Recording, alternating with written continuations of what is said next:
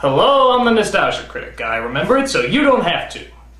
Every once in a while, a film comes along that challenges the way we look at cinema, life, and reality itself. A film that dares to take risks, be different, and not succumb to the rules and boundaries that Hollywood has set up for them. This, my friends, is one of those movies. I am, of course, talking about the indescribable genius of Surf Ninjas. Now, many of you may look at this film and say, hey, this is the worst piece of shit I've ever paid money to see. But that's because you're not seeing the true symbolic meaning behind what looks like a gigantic load of elephant dung. For if we look at Surf Ninjas with open eyes and critical analysis, we may see something deeper than even the filmmakers could have possibly imagined. Let's take a look. First of all, I should point out that this came out 1 year after Three Ninjas, which came out 1 year after the Teenage Mutant Ninja Turtles films. Which is quite daring because many people can mistake this for an even worse ripoff of the Ninja Turtle franchise. But no, this is an original construct of unbelievable power, casting nothing short but the best of Hollywood's acting talent, including famed dramatic actor Leslie Nielsen, whose film work is still considered to be at the height of cinematic excellence. And who can forget that legendary screen presence Ernie Reyes Jr., whose incredible performances as Manito in The Rundown and Cemetery Warrior No. 2 in Indiana Jones and the Kingdom of the Crystal Skull still brings chills to the movie-going public. And of course one of the gems of American cinema, who is said to be the Marlon Brando of his generation, the master himself, Rob Schneider. For indeed, how can anyone not swoon when he delivers such brilliant lines as, "She's afraid to show it. She's probably not very attractive." And how could you not cry when he recites in all his brilliant majesty, "Now don't make me come out there and beat you with a league of mine that no longer works, cause I'll do it!" And how can you, in all honesty, not orgasm at the delivery of such awesome power when he says, "I've got 2 words to say to you. David Carradine and Kung Fu." Our hearts are with you, perceptive angel. So at the beginning of this epic masterpiece, we find 2 brothers named Johnny and Adam. They are quote-unquote surfer dudes who hang out with their best friend Iggy. They take surfing so seriously that they even treat their car as a surfboard, rowing their way to school, not caring how nobody has their hand on the steering wheel, putting dozens of lives at risk. Those lovable rapscallions. They're excited because Johnny is giving a speech at high school about a visiting monk named Baba Ram. But unfortunately, a la Saved by the Bell, he has totally forgotten about the assignment. I've got nothing. Already the film has sucked you in with its gut-wrenching suspense. How will Johnny get out of the speech if he has nothing prepared? Perhaps a last-minute scribbling of notes, or a totally improvised speech, or ba ba ba ba ba rum. Of course! A totally on-the-spot song rendition of Barbara Ann, a song that hasn't been popular in decades, and yet somehow everyone in the school is dancing and singing to its tubular melody. Genius. But little do they know that ninjas are looking to kill the 2 boys as they dress in the same color camouflage as the Street Fighter movie. This scene right here is obviously referencing Francis Ford Coppola's Apocalypse Now, because as we all know, they are both on the exact same emotional wavelength. Horror has a face, and you must make a friend of horror. What's tall, dark, wears a patch, and always seems to be on my butt? It's almost as if Ford Coppola directed both movies. But luckily, there's a one-eyed Asian Charlie Chaplin to the rescue. His name is Zach, and he tells the 2 brothers that they are actually princes of a far-off land called Patusan? Portusan? You mean those toilets at construction sites? Ew. This may seem like a lame joke, but it's not. It's genius. So Zach tells the brothers about the island of Patusan. It was the most peaceful place on earth. And one day the people gathered to celebrate the birth of Crown Prince Autumn and his brother, Crown Prince Yanni. Colonel Chi, a foreign mercenary, devastated our country.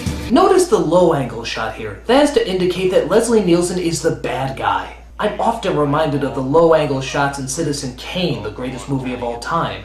Don't worry about me! I'm Charles Foster Kane! We just want to drive, but the man won't let us.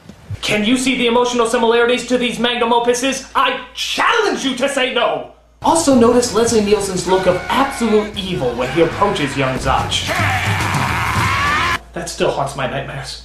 So Nielsen gets knocked over and gets half of his face squashed by an elephant. It may seem like he's standing in that spot on purpose or even getting under the elephant for no apparent reason, but my thought is that it's much like Wotan and the shattering of his spear. He knows his destiny, and instead of running away from it, he embraces his doom in a collaboration of zoom shots and what seems like lazy editing. Genius! So thus, Nielsen has to wear a plastic mask on half of his face, no doubt symbolizing the duality of his character. In any other film, this would look positively retarded. But because it's in this film, it works. Meanwhile, we see that little Adam has the whimsical power to see images of the future.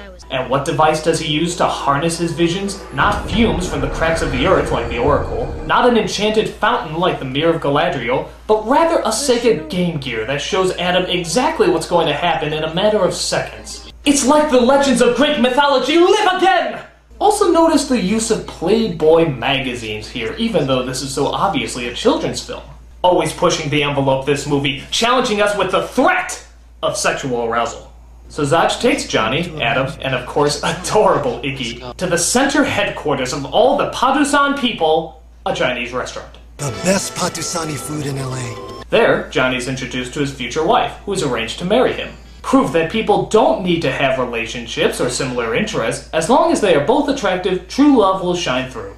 But the ninjas arrive, and so Johnny must discover his true ability as a ninja warrior, not through years of physical training, not through the hardships of mental wisdom,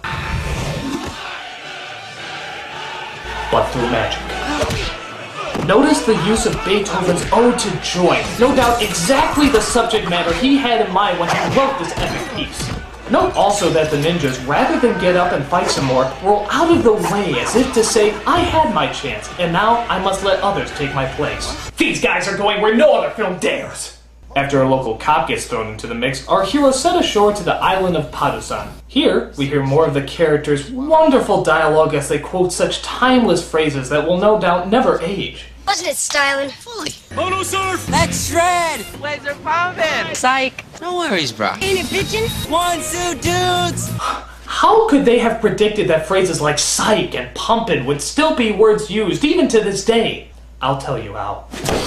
Genius! So while on the island, they come across even more nasty ninjas who hold our heroes hostage. But wait a minute, little Adam has an idea. Ah yes, running over the ninjas with their jeep. Notice how the ninjas at no point ever use their guns to stop the oncoming threat, even though they have plenty of time to do so. How fascinating. So they take the jeep while fighting off the other soldiers with the ninjas' most ancient weapon of battle, dynamite. Haha! That'll show those who value human life as a treasured gift. As if this film hasn't taken enough risks already, they actually dare to make a brave anti-smoking statement in the middle of a chase scene, no less. Cigarettes. Yeah. I know I should quit. Maybe you should get the patch. Look who I'm talking to. Yes, inspired poet, let us all look into the deepest areas of our soul and see who we are talking to. G to the E to the N with an I-U-S. Genius! Which is quite interesting, seeing how this film says playboys are good and yet smoking is bad. Mixed messages or conflicting issues? Knock knock, who's there? Genius! After the chase scene, Zach gives them all sacred headbands made out of tie-dye shirts and sends what's left of their bodacious army to the villain's evil fortress. Not since the ending of Stanley Kubrick's Paths of Glory has a collection of warriors and fighters seemed so powerful and so moving, I dare you not to shed a tear while watching this awesome display. The only problem is, the villain's fortress is surrounded by another large stretch of water. How can our heroes possibly cross? Of course! Turn the trees into surfboards! Absolutely brilliant. Even though these people have never surfed a day in their lives, Johnny, their fearless teacher, instructs them well. Remember, bend your knees, use your arms. And that's all you need! Bend your knees and swing your arms, surfing in 2 seconds! Suck it, Scorsese! But as if that wasn't enough, this film is also brave enough to confront racial sensibilities as well. Brothers don't surf. Let's get back to the hood, won't none of the homies talk to me again. Yes! Brothers don't surf! Bringing into the light a stereotype I didn't even know existed! 911 emergency, what seems to be the problem? Yes, I seem to be having an overwhelming amount of genius!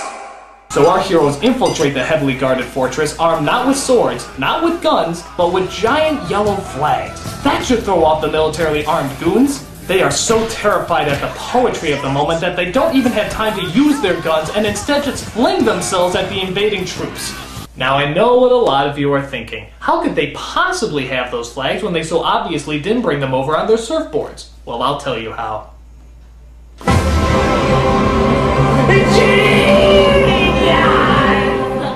So finally we get to the big showdown with Leslie Nielsen and Warrior Johnny. Nielsen and Johnny start to fight, but Nielsen's mechanical hand starts to malfunction and forces him to start, jerking off. Now I know a lot of you are wondering why on earth did they put that scene there? Well, I'll tell you why. I have absolutely no clue. I think it's pretty fucking disgusting. So Johnny defeats the evil villain, brings order to Pakistan, and makes a breathtaking speech that even Barack Obama would cry at. Because I was born into royalty, I'm no different from you. Put my face on a stamp, 50-cent piece, and let's call it a day. And what epic masterpiece wouldn't be complete without another rendition of Ba Ba Baran, as Ba Baran himself sings the song while wearing a beautiful necklace of yak testicles. So that's Surf Ninjas, one of the greatest movies, greatest things of all time. How can a movie be so great, so wonderful, and so unbelievably groundbreaking? Because there's no movie like Surf Ninjas! There's no movie like Surf Ninjas! There's no movie like Surf Ninjas! There's no movie like Surf Ninjas! There's no movie like Surf Ninjas! Nostalgia Critic. There's no film like Surf Ninjas. Nostalgia Critic. There's no film like Surf. Wake up! Oh, Margo, Rob, Mike, what happened to me? You got shot in the head pretty good there, Nostalgia Critic. But how? How did it happen? Well, that was me. I shot you in the head. Sorry. I'm the Nostalgia Critic. I remember it, so you don't. Sorry, my bad. Oh, I had the most horrible dream. And you were there. And you, and you. Really? No. I dreamt I was watching a horrible, horrible movie. And I liked it. What was it? Surf Ninjas. And how was it? It was the most god-awful piece of retro shit that I ever had to sit through in my entire... Okay, calm down. Oh, but I'm me again. This is my room, and you're all here in glorious brown and white. And I'm never, ever gonna like anything, ever again. Somewhere over the rainbow, way up high, there's a land that I heard of once in a lullaby.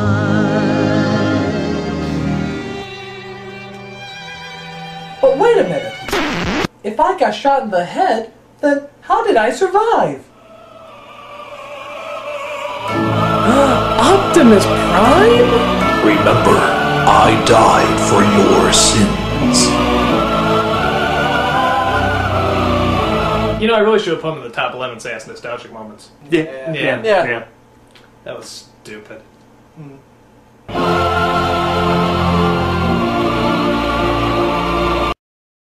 Super genius.